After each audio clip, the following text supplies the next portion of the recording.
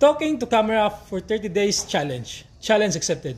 Good everyone, this is Mark. Ug kani ang day 17 sa atong challenge, which is talking to camera for 30 days for at least 5 to 10 minutes a day.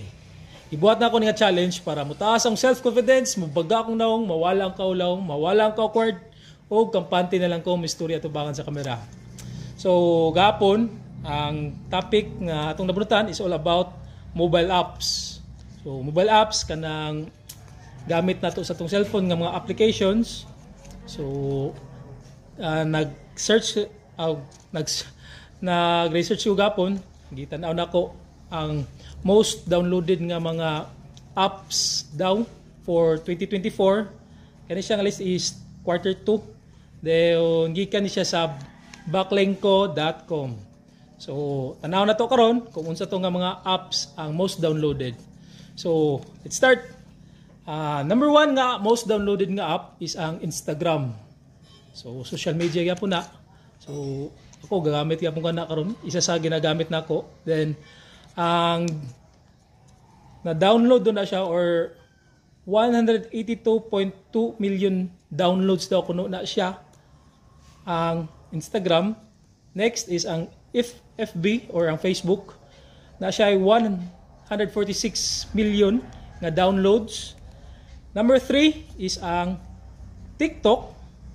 117.7 million nga downloads na siya.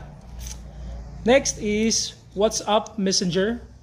113.9 million nga downloads.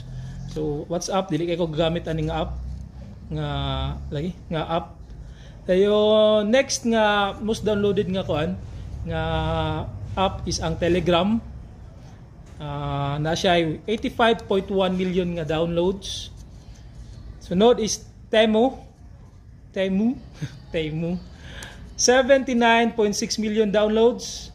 CapCut 73.8 million. So isa na sa akong ginagamit karon og mag-edit ko sa video, CapCut ang ginagamit. Dayo next is Messenger. So isa sa akong ginagamit pang communicate sa mga tao. Na siya ay 69.4 million nga downloads. Ayun, sunod is WhatsApp Business nga app.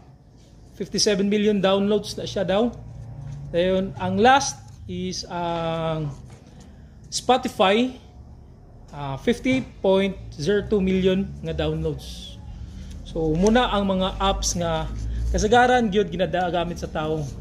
Pero sa ko ang ginagamit yun ako karon is ang Facebook nga app dayon CapCut kay pang-edit na ako na IG or Instagram dayon TikTok isa po na. Pero kaning YouTube wala man siya nabutang sa kuan app ni siya nga ginagamit na ako pero built-in na siguro na sa kuan daan cellphone mo nang dili na kay siya gina download sa mga tao. But kaning YT or YouTube isa gyapon ni sa akong ginagamit kay di man po ko magtanaw-tanaw og mga video but kalas kay siya og data. Maurot gid akong data na og gamit okay lang only wifi or only internet kay pwede ra ta magbuntag og gamit og YouTube kay nakatry po upload og video sa YouTube ang 6 or pila to ka minutes nga kuan ang 6 minutes man siguro to na ako naabot og 698 MB. So almost 1 gigabyte gyapon siya sa pag kuan nimo upload nimo og video. So dako gi kayo og kaon ang YouTube pod. So muna FB, CapCut, IG, YouTube og TikTok ang ginagamit. So katong mga kuan dito na ako ipang-upload tong mong video. Ayun, muna siya magamit na kong apps. Siguro ang mga gaming apps wala na ako gagamit kayo. So mura gito kong mga ginagamit.